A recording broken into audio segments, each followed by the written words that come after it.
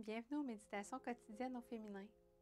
Aujourd'hui, le couronnement de la création. Dieu créa l'homme à son image. Il le créa à l'image de Dieu.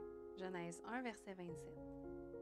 L'homme et la femme furent créés le même jour que les animaux, mais ils ne virent pas au monde de la même façon qu'eux. Jusque-là, Dieu avait tout créé par sa parole. À présent, il allait se faire sculpteur.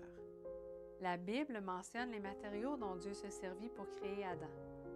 Dieu voulait montrer à l'homme qu'il est un être spécial, qu'il serait son fils aimé, soigné, protégé et respecté. Avez-vous déjà pensé au jour où Adam et Ève s'éveillèrent et découvrirent toute la beauté qui les entourait?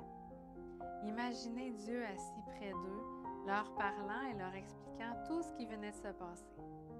Chaque détail du passé devant leur regard émerveillé.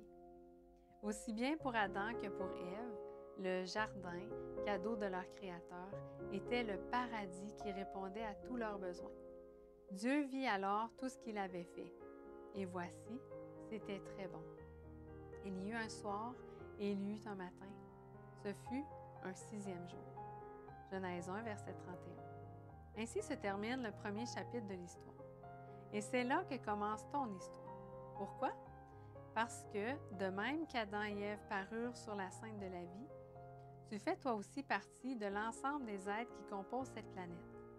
Comme eux, tu dois t'asseoir à côté de Jésus pour apprendre à connaître les admirables œuvres de ses mains. Tu dois reconnaître que tu es son œuvre. Sans le souffle de vie qu'Adam reçut de son Créateur, il n'était qu'une impressionnante sculpture. Sans le souffle divin, tu ne serais qu'une statue sans chaleur humaine, ni tendresse, ni bonté, ni amour. C'est pourquoi tu dois prendre le temps d'aspirer ce souffle qui émane de la présence de ton Dieu.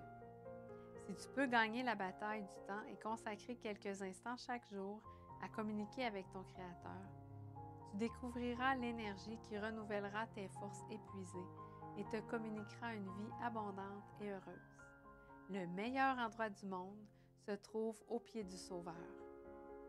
Bonne journée dans le Seigneur et à demain.